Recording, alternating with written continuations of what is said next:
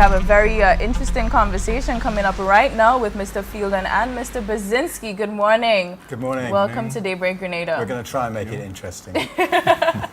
It's going to be. It's going to be. And of course, Mr. Fielden is representing the Grenada Hotel and Tourist Association. And Mr. Baczynski is from the Employers Federation. Exactly. Good. So we're going to speak about this private members bill that it was amendment to the labor code. What are your personal views on this amendment? Well, you asked for our personal views or our personal views first, then we go on to the... Well, first of all, this is a reactionary bill. There is a situation occurred and we're reacting to it, at least the private member who's presenting this bill is reacting to the result of that, of the strike. And that's not the way to behave in terms of the law. The Labour Code was written 12 years ago and has actually served the country very well over the last 12 years. And sure, there are some areas that it could be improved on, but to react in this sort of manner is not really conducive to good legal framework for the future. So my personal view is that it should be struck aside, and we should look at the Labour Code as a whole and make a series of amendments that are more suitable for today's worker-employer climate. Right. Mr. Baczynski. My personal views have been disseminated. I have referred to the proposed amendment presented via the means of a private member's bill as an abuse of Parliament. That has got me into trouble, but I will maintain that personal view because it is clear to me personally that what we have seen here, as Ross has said, is a reaction to a situation that arose, and what you are looking at is the behavior of a certain organization in concert with other organizations of the same mold, behaving like spoiled children who, because the game didn't come out the way they thought, they've essentially decided to take their marbles and go home. Okay. Very well put. Yes, exactly. And I'm assuming that your professional views are similar? No, I can't. Okay. I can't use that sort of terminology if I'm representing the Employers Federation on this occasion. But I think it needs to be said that the Labour Code, as Russ has said, has been around for 12 years, and that representation has been made over that period for certain amendments to be made, because all legislation requires review. Those requests have fallen on deaf ears, so that it is particularly disappointing that now finally a situation has arisen where one side seems, as it appears, not to have got their own way, that all of a sudden it's so important to have an amendment made to one specific section rather than the entire legislation. And the truth is that the original legislators put together a very good act. And reasonable time, they must have thought about it very carefully. Reasonable time means a reasonable time. That gives it flexibility for both parties to be able to come to terms. And you know, the problem is if you stipulate a time instead of reasonable time, it opens up all sorts of it opens up a big can of worms. And I'll give you an example. It's easy to understand. If there was a strike at a hotel, and under the current legislation it can be indefinite, but let's say it went on for 3 months, and then after 3 months there was a settlement, and then the employer then has to take back the workers after 7 days. Well, the hotel's closed.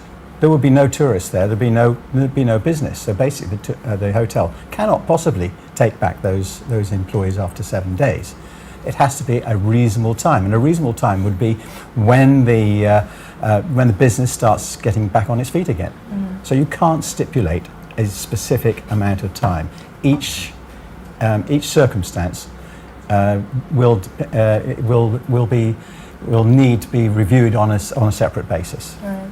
So from what you guys are saying, is it wrong that due to the actions that happened last year with the Bureaus and the Workers' Association, that it's wrong to to take out of that situation and try to create change? Is it wrong that it's a reaction to that? Isn't it sometimes good that after such an event, some persons can learn and probably make changes to probably not create that environment again? Absolutely, there's nothing wrong with it. What we are concerned about is the process, because the existing legislation, the Employment Act, for example, in Section 8, refers to the Office of the Labor Commissioner, and the Labor Commissioner is to be the chief advisor to the Minister on all labor matters and shall be responsible for the administration of the Department of Labor and the enforcement of the Act. And it goes on to state what his responsibilities are.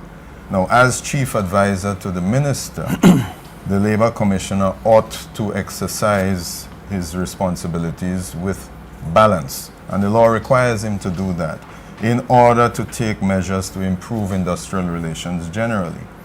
Now, as a balance to that, there is also a requirement in Section 21 of the Employment Act for the Labor Advisory Board. And the board shall advise the Minister on all labor matters, including proposals for the adoption and amendment of legislation. Well, in the last 12 years, there have been members of the board. According to the legislation, members serve for a period of 2 years. And currently, the situation is that the Labor Advisory Board has not been duly constituted. So therefore, the minister cannot receive advice from this perhaps more balanced organization, because the board should comprise members nominated by both the workers and the employers. So it is unfortunate that the minister has not been perhaps fully advised. That's correct, on yes. matters concerning proposed amendments to the legislation. And that is something really that while there have been meetings held, and Rossi, you went to those meetings, Yes. where it became apparent that there may be some level of misunderstanding of what exactly has been taking place. But nevertheless, proposals were submitted by the private sector. That's correct. Ross, you want to talk about that? We did meet with the Prime Minister, and in going into the meeting, it became very apparent very quickly that the government had made its mind up already on what the legislation should read. And even though we did argue very vehemently in favour of a balanced change, it seems that there's been a favourable response to this private members' bill from the government, what we'd like to do is encourage the government to rethink their position and take a balanced view of the situation and not a reactive view. Right. So the bill hasn't been agreed with by all parties, right? No. In fact, when it came before Parliament, I think it is fair to say we were pleasantly surprised in the upper house that in fact the bill was originally supposed to have been read through all 3 stages, but that the proposer of the bill changed his mind on that. I think he said because he wasn't assured of the necessary support from all of the members. So this step back has allowed a cooling off period, if you want to call it that. Yes, that which is will excellent, allow for further consideration, particularly of the recommendations from the employers that the Labour Advisory Board be established, properly constituted without further delay, and that the amendment should be referred to the Labour Advisory Board. The Labour Advisory Board is a serious safety net. This sort of thing can't be just pushed through without a balanced view, and it needs to be reenacted and put in place. And in case you're just joining us, we're actually speaking about a proposed amendment to a bill through the Labour Code that has been proposed by Senator Chester Humphrey. And we spoke about this just last week on the show.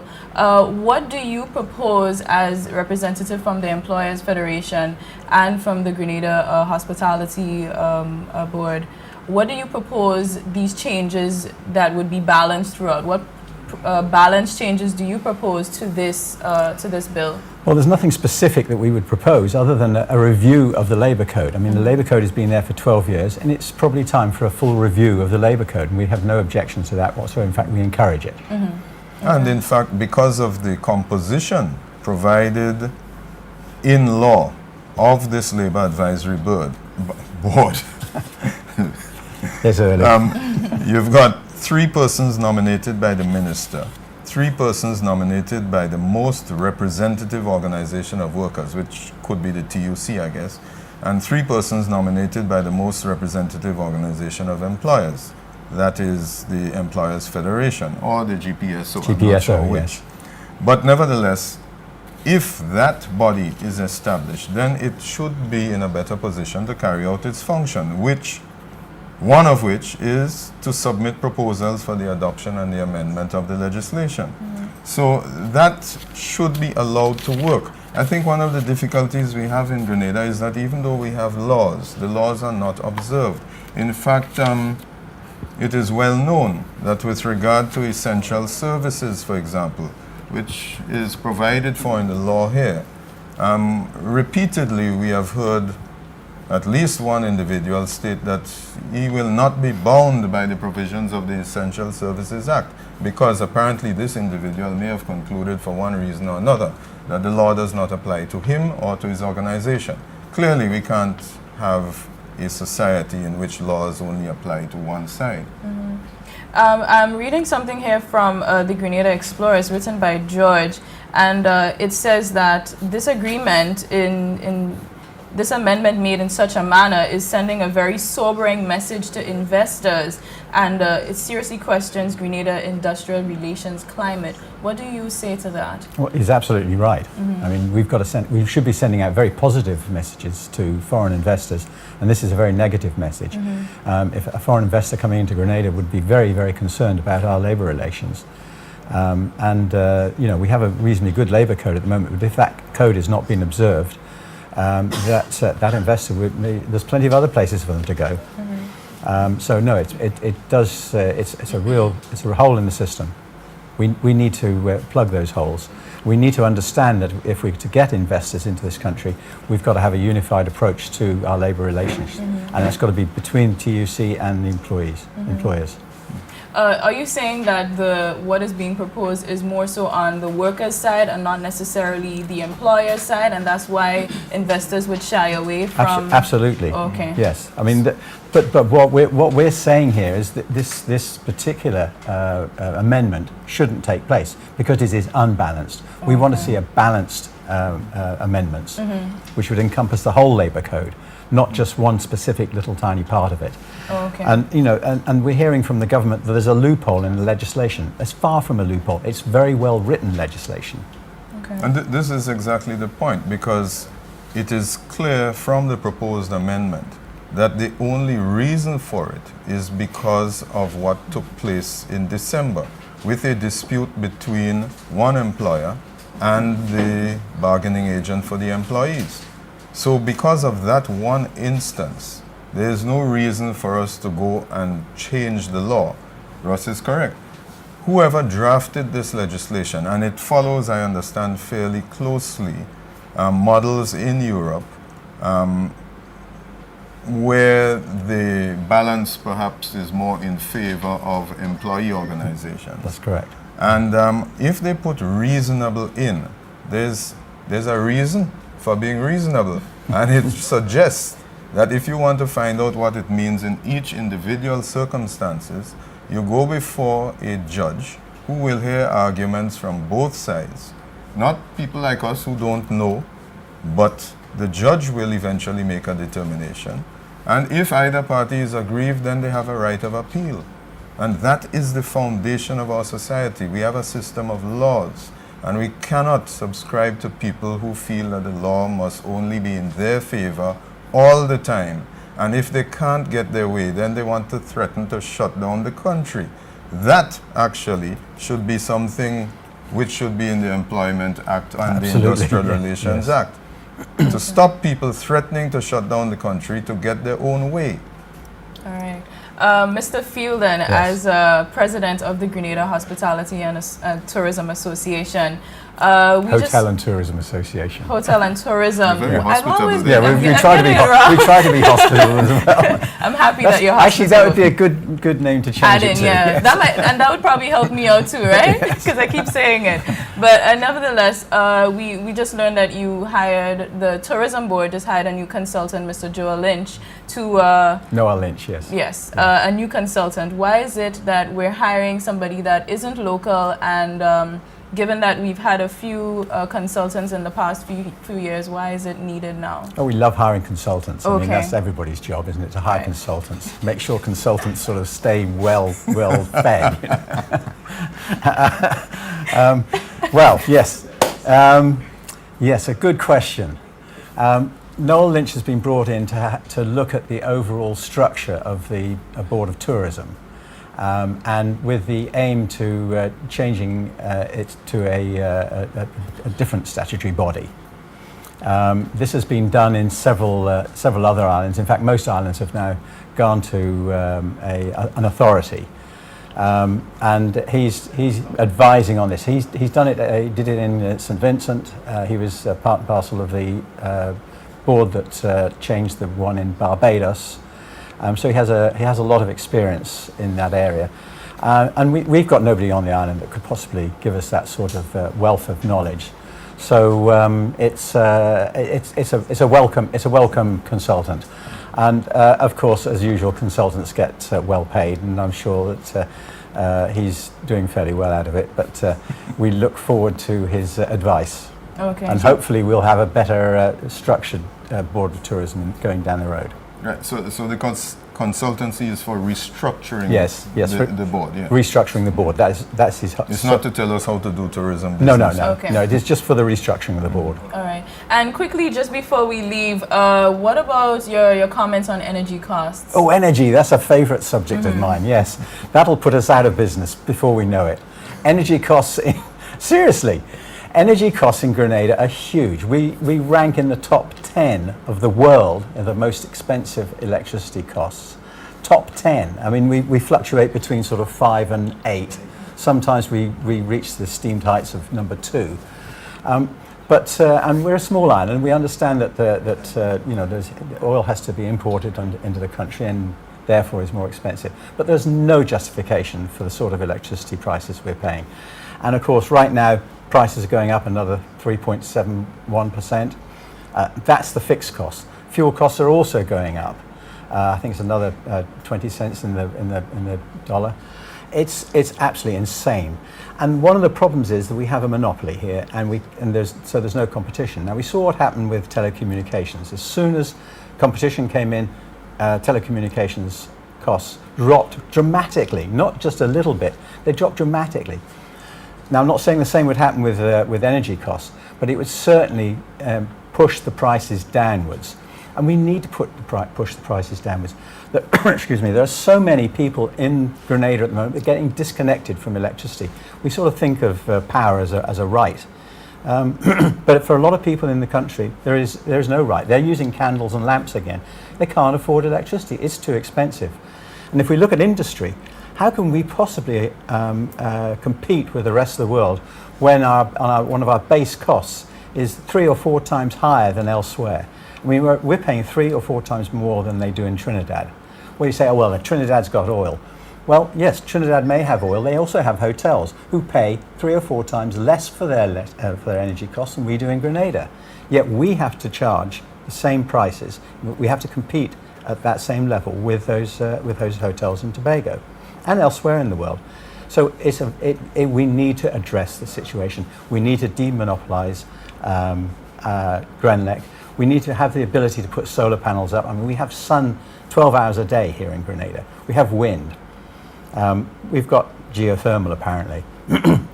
Let's use this stuff. Let's stick some solar panels on our roofs and have some energy that we can afford. Right, well said, well said. Well, I must thank you.